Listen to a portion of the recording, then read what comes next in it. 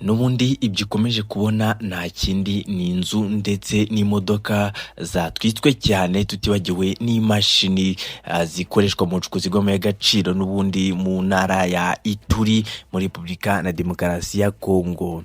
Aka kanya umutwe w'ibyihebe cyangwa se ugendera ku mahame akazi ya Kisilamu ni wo umaze kwigamba ko wakoze ibi bitero bikomeye cyane byahitanye abarenga 20 bagashimutwa. Niba ari ubwa mbere usanzwe kuri mu Rwanda, reba ngo nse subscribe ukande kugira ngo dukomezanye inkuru tumeze neza gatanu kuri gatanu. Nyakugira Imana n'amafaranga nyagoza amata ku munwa.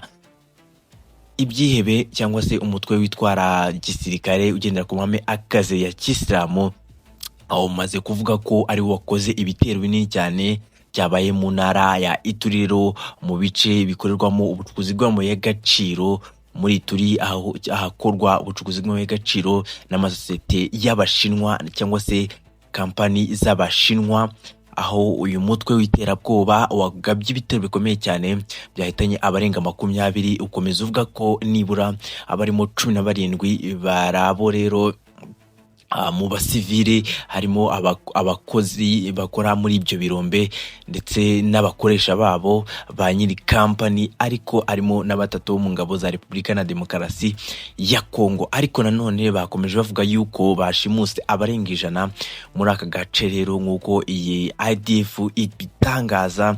IDF yakamejeje mu kwica abantu muri Repubulika na Demokarasi ya Kongo, nk'uko tubikesha iyi nkuru. Baravuga ko nubundi bakoze ibi bitero mu gace ka Mucaca rero mu karere ka Mambasa.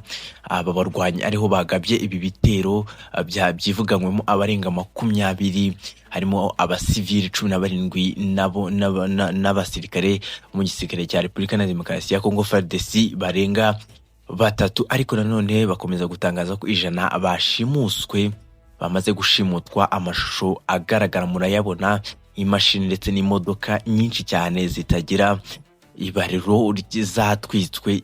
Ibindi bikorwa bigiye bitandukanye, bikorwa remezo, amazu yasenywe ndetse kandi yatwitswe mu bikorwa by'ubunyamaswa byakozwe n'aba barwanyi ba IDF.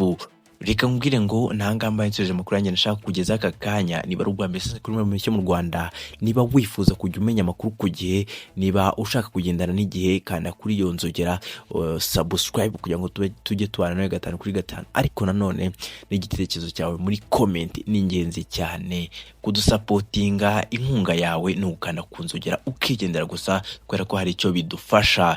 Reka rero nkubwire ngo ciao ciao, nyakugira Imana n'amafaranga nyaguza amata ku munwa. Nusimbuka iyi video udakanze subscribe.